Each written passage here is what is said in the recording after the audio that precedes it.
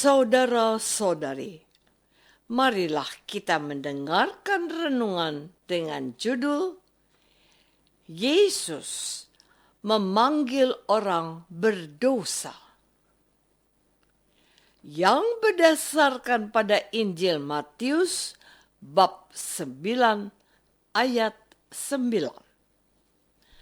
Setelah Yesus pergi dari situ, Yesus melihat seorang yang bernama Matius duduk di rumah cukai. Lalu Yesus berkata kepada Matius, "Ikutlah aku." Maka berdirilah Matius lalu mengikut Yesus. Dalam nama Bapa dan Putra dan Roh Kudus. Amin. Saudara-saudari terkasih dalam nama Tuhan Yesus Kristus. Dalam bacaan Injil pada hari ini, Tuhan Yesus menunjukkan secara nyata betapa besarnya kasih Allah kepada orang-orang yang dianggap berdosa. Dikisahkan bahwa setelah Yesus menyembuhkan orang lumpuh, Yesus keluar dari daerah itu. Dan Yesus melihat seorang bernama Matius duduk di rumah cukai. Lalu Yesus berkata kepada Matius, "Ikutlah aku." Maka berdirilah Matius lalu mengikut Yesus. Kemudian ketika Yesus makan di rumah Matius, datanglah banyak pemungut cukai dan orang berdosa dan makan bersama-sama dengan Yesus dan murid-muridnya.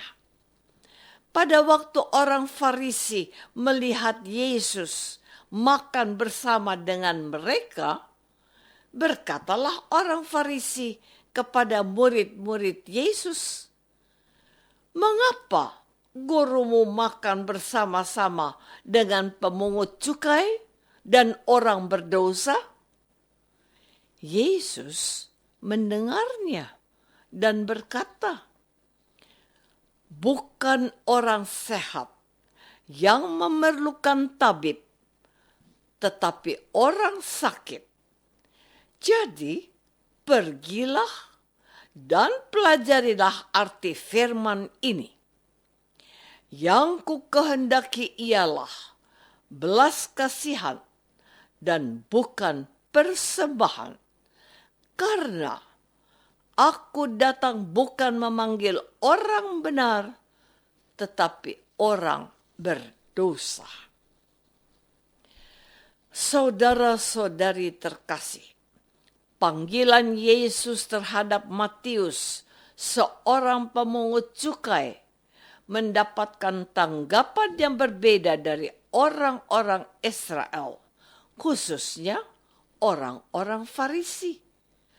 Orang Farisi melihat tindakan Yesus itu tidak tepat, sebab Yesus adalah orang yang suci, sama seperti orang Farisi yang menganggap diri mereka suci. Karena menganggap diri mereka suci, orang-orang Farisi tidak mau bergaul atau bersahabat dengan Matius, salah seorang pemungut cukai yang dianggap sebagai orang berdosa. Bagi orang Farisi, Matius hanya pantas bergabung dengan teman-temannya sesama pemungut cukai dan berdosa. Sementara orang-orang Farisi hanya berkumpul dengan sesama orang Farisi dan orang atau kelompok lain yang tergolong orang suci, dengan cara bergaul yang terbatas dengan sesama orang-orang yang mereka anggap suci, maka keberadaan mereka sebagai orang suci tetap terpelihara.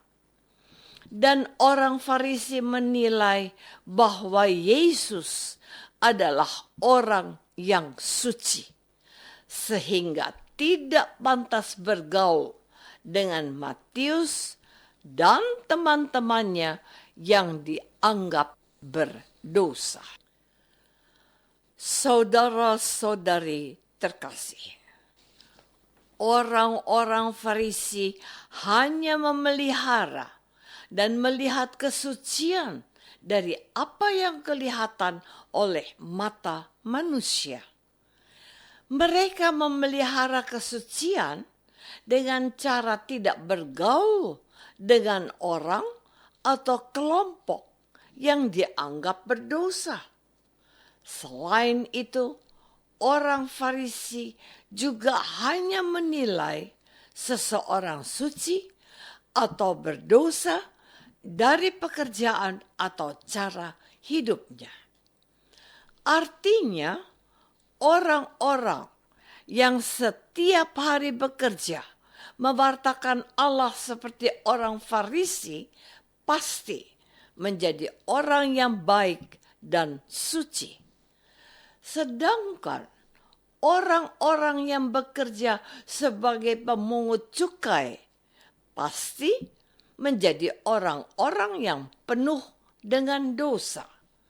Dan kita melihat bahwa pemikiran orang-orang Farisi ini hidup sampai sekarang. Cara pandang yang seperti inilah yang ingin diubah Yesus. Yesus sebagai Allah yang suci tidak mempertahankan kesuciannya dengan menghindari orang berdosa seperti yang dilakukan orang Farisi. Yesus malahan mendekati, bergaul, serta makan bersama pemungut cukai dan orang berdosa. Dengan bergaul dan makan bersama pemungut cukai dan orang berdosa, Yesus tidak kehilangan kesuciannya. Sebaliknya, kesucian Yesus mengalir dan membersihkan manusia, orang berdosa. Saudara-saudari terkasih, Tuhan Yesus telah menegaskan bahwa Dia hanya memanggil orang-orang yang berdosa dan bukan memanggil orang yang benar. Namun, dengan berkata demikian, sesungguhnya Tuhan Yesus hendak mengatakan bahwa Yesus memanggil semua orang tanpa kecuali. Sebab tidak ada orang yang suci seperti Yesus. Namun persoalannya adalah apakah kita manusia, khususnya kita umat Katolik dan Kristen, merasa diri berdosa? Atau justru ada umat Kristiani yang masih berpikiran seperti orang Farisi yang merasa dirinya baik dan suci, sehingga menutup diri terhadap kasih dan pengampunan dari Allah.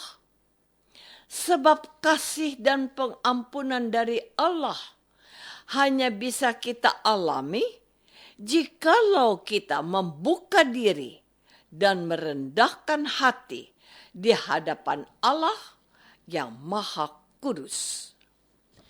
Banyak umat beriman yang gagal menerima dan mengalami kasih Allah karena menutup diri. Ada yang menutup diri karena merasa memiliki pendidikan yang tinggi, Ada menutup diri karena merasa dirinya pintar. Ada yang menutup diri karena merasa memiliki banyak pengalaman. Ada yang menutup diri karena sudah aktif di gereja atau sudah terlibat dalam banyak organisasi. Apakah kita menyadari bahwa Yesus memanggil orang berdosa sehingga kita tidak perlu takut datang kepada Yesus saat kita berbuat dosa? Marilah kita berdoa. Tuhan Yesus Kristus, Engkau datang ke dunia memanggil orang berdosa dan bukan orang benar. Sadarkan kami bahwa kami adalah orang berdosa, sehingga kami tidak perlu takut dan malu datang kepadamu. Gerakkanlah juga umat-Mu yang menjauhkan diri daripadamu karena merasa berdosa. Dosa ini kami persembahkan dalam nama-Mu, Tuhan dan pengantara kami. Amin. Semoga kita semua selalu dinaungi dan dibimbing oleh berkat Allah yang Maha Kuasa. Dalam nama Bapa dan Putra dan Roh Kudus. Amin.